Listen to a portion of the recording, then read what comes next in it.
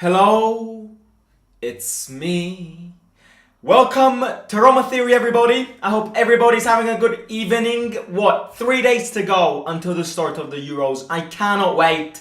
But I'm back speaking about Roma. I'm sorry if I've been a little bit inconsistent these past days, but I was really focusing on finishing my last exams in school. They all went well. And to think that in around 10 days I'm finished with school forever is scary. It's a very scary thought. But we move on to the next chapter of life without me getting too deep here. We've got a lot to speak about today. De Rossi, the plan, summer plan. We have to back De Rossi. Also, a massive delay in his announcement for the contract extension. I don't understand why it's taking this long. I don't understand why we're not announcing the contract extension. Not that we need to announce it, because there already has been an announcement. But yeah, we're going to discuss about this today. Also, Celik. Some sources are reporting that Celik has agreed personal terms with Galatasaray to bring him back in Turkey and fight another war against Mourinho. No, I'm just kidding. But yeah, some sources are saying that personal terms have been agreed between Galatasaray and Celik, and my thoughts on that. Possible replacements, because the flanks are massive priorities in this summer window. But look, how is everybody doing? Don't forget to hit the like, subscribe to the channel, and let me know in this live chat who you think is going to win Euro 2024. So yeah, if you can do all of that, it would be great. It takes 2 seconds, it's free of cost, and it supports this community and channel a lot. I also did film my Euro 2024 predictions yesterday, so make sure to go watch that video. Make sure to hit the like on that video, and interact in the comments and let me know who you think is going to win. Right.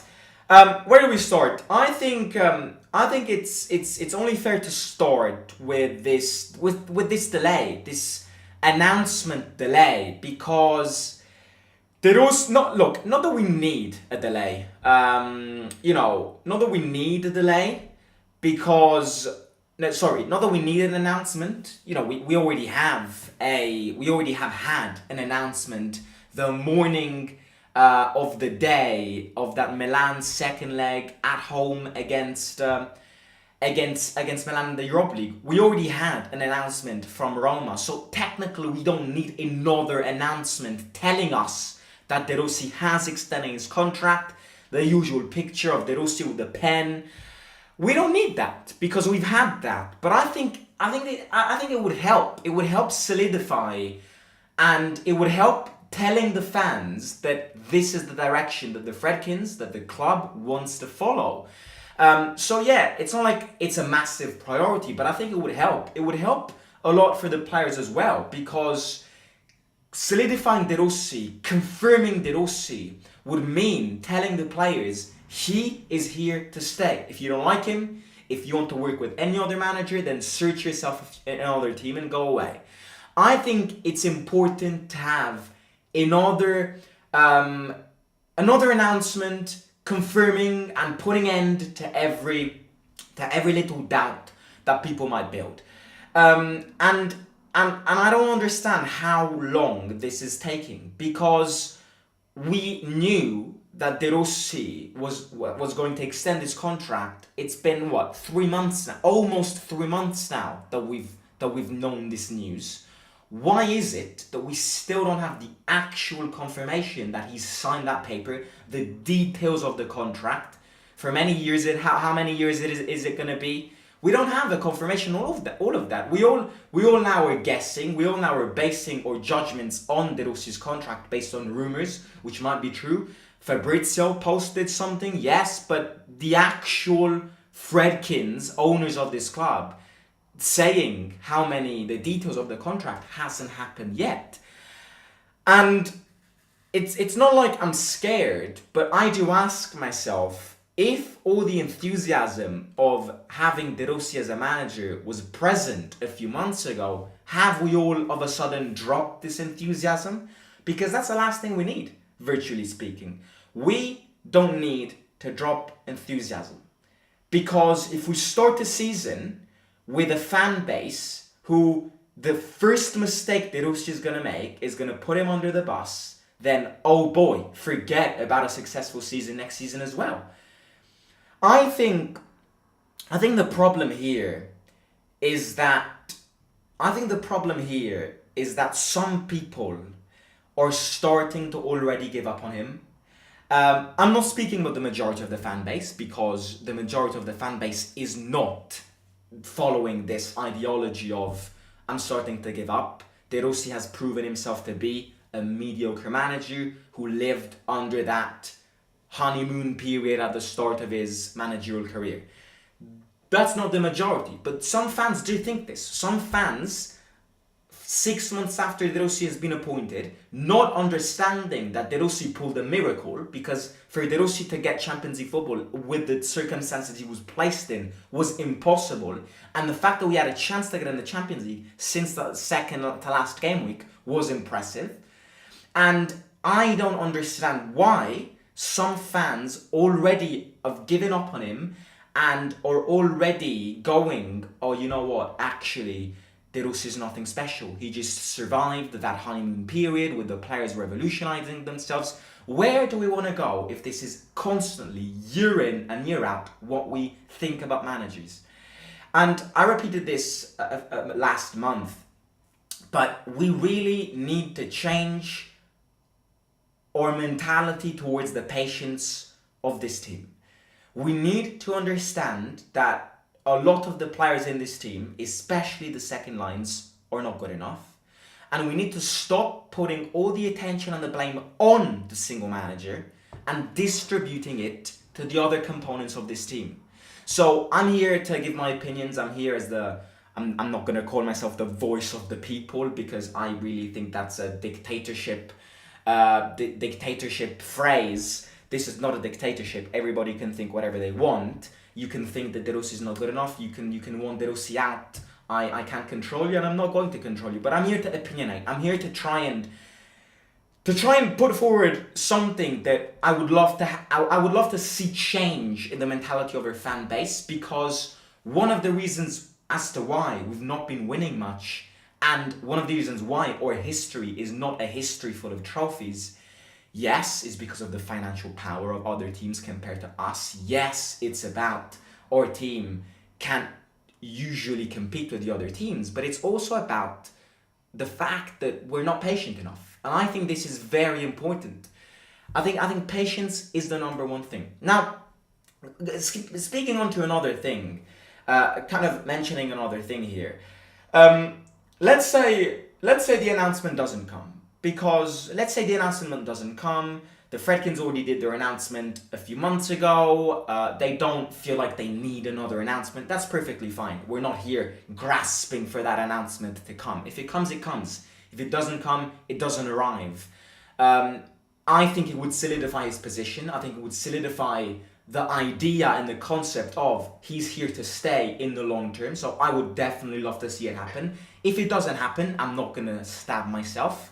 We know that the Fredkins are very silent. It was, in fact, a surprise that they announced themselves that De Rossi was going to stay. But I kind of want to talk about this silent approach, and we've had this silent approach for the past 3 years. Thiago Pinto was also initially a silent person, then kind of bullied and pressurized by Mourinho. Thiago Pinto slowly started to become more of a voice person, more of a communication person, especially towards the last months of his career. He always appeared in front of the TV.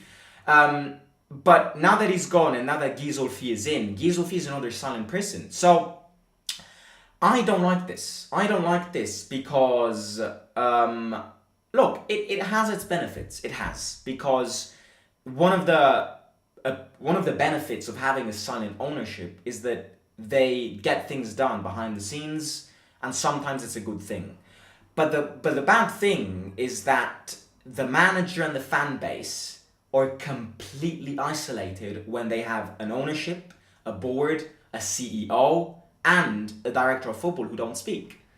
I think it's one of the reasons which costed Mourinho the sack, protesting because of being isolated. If Mourinho struggled to be isolated, then I think De Rossi is going to struggle as well. Now, this doesn't mean that De Rossi doesn't speak with the board, but this means that whenever he needs to put his face, he doesn't get the support from the board, from the CEO, or from the director of football. So what I'm here to, because, you know, De Rossi is very different from Mourinho in terms of personality. As Roma manager, you know, De Rossi is a Roma fan. Mourinho was never a Roma fan. Mourinho kind of made himself a Roma fan, but Mourinho never was a Roma fan. De Rossi is a Roma fan. De Rossi understands us. De Rossi understands the people and the fans of this club. So what I want De Rossi to do here, to also kind of make himself a bit loud, is, let's say they discuss. Of course they've discussed in these past days, and they've decided, which is most probably what's going to happen, that the direction of this club is, as we've mentioned in these past live streams, a completely new project, where the first year is going to be a redimensioning, reconstructing year, and then starting from year 2, year 3, year 4, you start getting this project to its prime, to its peak, and that's where you get the results going. I am completely fine with this idea of we have a new manager, we have a new director of football. It's normal for us to restart from scratch, and I am perfectly fine with the idea that the first year of this new long-term project can be a redimensioning project, a redimensioning year of getting young talents, making them adapt. The results are going to be poor in the first year. I can accept this as long as in year 2, year 3, year 4 things do improve.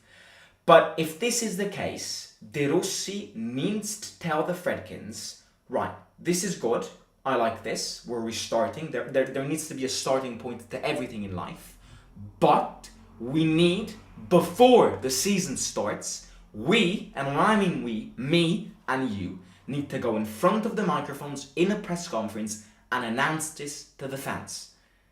Because what's going to happen here is, if next year is going to be a year where, as we already said, the results are going to be poor because we've planted the seeds of this new project and it's going to take time for these seeds to grow. If the first year of this new project is going to be a redimensioning year, the fans need to know. Because otherwise, what's going to happen is, if they don't get told this, they're not gonna realize this, and they're gonna put the manager under the bus after the first 2 months. So what needs to happen here is, I accept this, but De Rossi and the owner of this club need to prepare a press conference, organize a press conference, where they put their face and publicly announce, we are restarting from scratch. The first year of this project is a redimensioning, reconstructing year. Because if that is what they want to do, but they don't publicly say this to us fans, the Roma fan base is very, very complicated. And what's going to happen is, if the fans aren't aware of this, they're going to put the manager under the bus, and all of the pressure is going to rise and the responsibilities towards the manager are going to rise. And if we do this, then we're never going to actually start a new project. Because it's like planting the seeds and not giving water to them. Where are we going to go? So, you know, my view here is, we need to know. The fans need to know, or otherwise it's going to be chaotic. It's going to be very confusionary. And next season is not going to be a good season. Also on a communication, fan level point of view. So that's the way I see it. And I do hope that it's hard to believe, because as I said before, these guys never speak. Like, I've said this already, but if I'm blindfolded and 3 people get placed in front of me, and one of them is Dan Fredkin, and these 3 people speak, and I'm blindfolded, and somebody says to me, now that you heard these 3 voices, which voice is Dan Fredkin's voice? I would not have a clue, because I've never heard this man speak, and this is the philosophy that is brought to this club, which is fine, but in some cases, in my opinion, it's too much. And this is why there's an extent to everything. And with such a complicated fan base, just, you know, to make yourself a bit beneficial, you need to make them aware of the direction you want to go to. So that's definitely what I'll say. The plan is this. The plan, it looks like, from the names that we've been linked with in this transfer window. Again, I'm not a fan of June and transfer window. June transfer window is nonsense. Like, June transfer window, it's like Bart Simpson writes the articles, because every single year in June, journalists don't have a clue of what they're saying. They don't have a clue they don't actually have a clue of the news and the sources that they're getting their news from. And they're just, placing names over names in newspapers, articles, online websites. June transfer window is absolutely nonsense. So, which is why in these past days we've been linked with at least 20 different players. I've never gone live speaking about them apart from Chiesa and Celik, because I know that 99% of these players are not going to happen.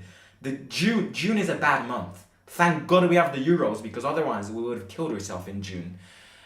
June isn't about club football, especially this year where we have the Euros. Really, forget about the names we've been linked with. The only thing which I like is the direction of the names that we've been linked with. All of the names that we've been linked with, what do they have in common is they're not big names and they're all very young, which shows to you that this is the direction this club needs to go to and will want to go to. So that's that. Little update on Celik. I heard that Celik has agreed personal terms with Galatasaray. Nothing has been confirmed. No agreement has been found between the two clubs. I don't even know who launched this rumor. It might be fake, it might not. But if it is true, look, I'm not gonna be that guy who all of a sudden is gonna go, oh my god, Celik, why did we sell him? He's an unbelievable player. I'm not gonna be that guy, because I stick to my words, and I've never actually been a massive fan of Celik. But I will also be honest and say that in these past months, in the last months of this season, Celik proved to be a handy right back. Definitely not starting material, but as a second line, not bad. The priorities to sell out of the flanks or Korsdorp.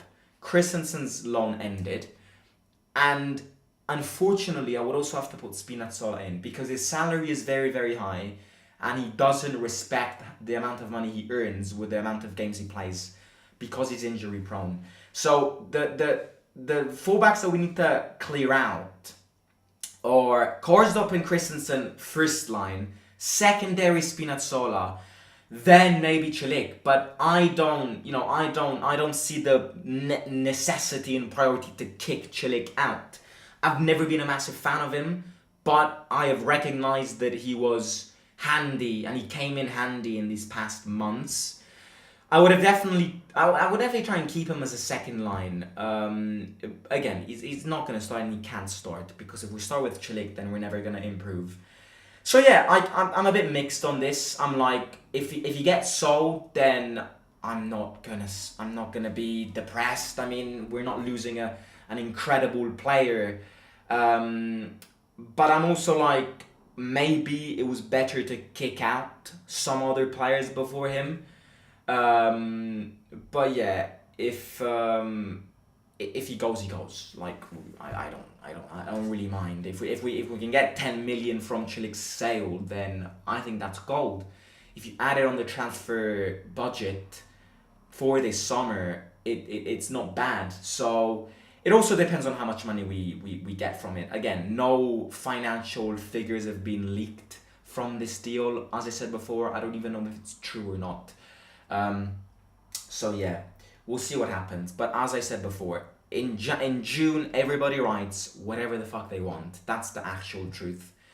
Sometimes I like reacting to some of the names, but June, like, really, for your own mental sake, don't stick around the news that get released in June, because June is the month of the devil in terms of club football.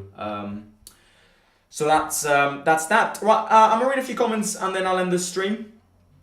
Luca asks what the number one piece of advice for someone who wants to start a YouTube channel is. Love the grind, Simo. Thank you very much, mate. Look, I mean, my channel isn't massive. It's not small, but it's not massive. If I can give you an advice, I'd probably say consistency is the number one key. Posting videos on a regular basis. It doesn't need to be daily basis, but definitely try aiming at posting, especially to get the momentum of your channel going. Try posting one video every 2 days. Try posting one video every day. It can also be a little short on YouTube to keep the grind going, to get to get the channel put out on home pages and all of that. And then the most important thing is, have fun. Don't take it too serious. If you see that there are potentials in growing and creating something, then obviously start dedicating more time, maybe a bit more money on it. But to start off, choose a topic you like and get going. That's definitely what I'll say to anybody who wants to start a YouTube channel. I'm not done. I'd say that this is only the beginning, I wanna grow even more. I think there are potentials in growing this channel even more, which is why I'm definitely dedicating more time now that we've expanded on Instagram as well. Make sure to follow Roma Theory TV on Instagram. Daily posts, daily stories, daily polls. We're also expanding there, daily reels. In every friend group, there's somebody who's really good at memes and creating memes, and we have I have a WhatsApp group chat with some of my closest friends, and there's this friend who's obsessed with memes and is actually quite good at creating them. So yesterday evening, I was like, you know what? You really like creating memes. Why don't you start creating some Roma memes for Roma Theory's Instagram? Some of the memes got posted today. Irony is big, especially we're Roma fans. We're connected by irony. I see a lot in irony. So also, what can I say? We've got some big videos coming up this summer. I'm gonna start streaming FIFA Roma career mode in a bit. I've ordered the pieces that I need, but stay tuned because that is definitely gonna happen. Yeah, look, have fun. I absolutely love this, brainstorming ideas and all of that. And if you find potentials in growing, then surely dedicate more time. But at first, have fun and all of that. That's definitely what I'll say. Bella Flavix, Roma Siu Ninalga. Don't know what that means. Hello, Enricas. Chris says, find a narrow topic at first to specialize in. Post every day, no matter what, maybe even twice per day. Posting the short reels will help you in Instagram. Flavik says Italy or Croatia is gonna win. Albania, says Marlenito. I think Italy will win the Euros. I don't think so. I would love to, but I don't think so. AS Roma Serie A winners, not next season, mate. Definitely not next season. Imagine we win it and this little clip becomes history. You never know, but we're not winning it next season. If we get the players Roma need right now, I think DDR will do really well. Looking forward to it. Definitely, says Jesper. Forza Azzurri, Italia defending Euro champs, I predict consecutively. That would be a dream. 15% of Celik is for Leo. Thank you very much. And It's Sith says, what do you think of Joe Reyna to AS Roma? He's a brilliant guy in USA and in Dortmund. Not a fan. I think he's a bit of a wasted talent. What happened? Something happened around him with the USA national team, didn't it?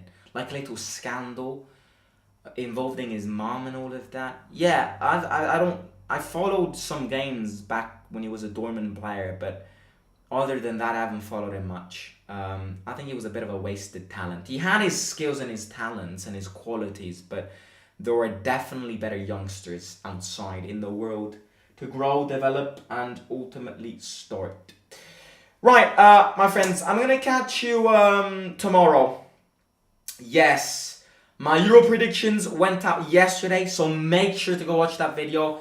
Make sure to hit that like on the video and let me know in the comments of that Euro 2024 your predictions. Who is gonna lift the European tournament? Will it be Italy defending the reigning crown?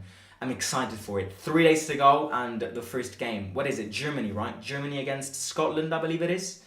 So looking forward to it. Don't forget to hit the like. I hope you enjoyed today's stream. I absolutely loved it. Speaking about future direction, future paths, the Rossi contract extension, and all of that. So let me know your thoughts, your opinions in the comments below. Don't forget to hit the like. As I always say, it takes 2 seconds. It's free of cost, and it supports Roma Theory a lot.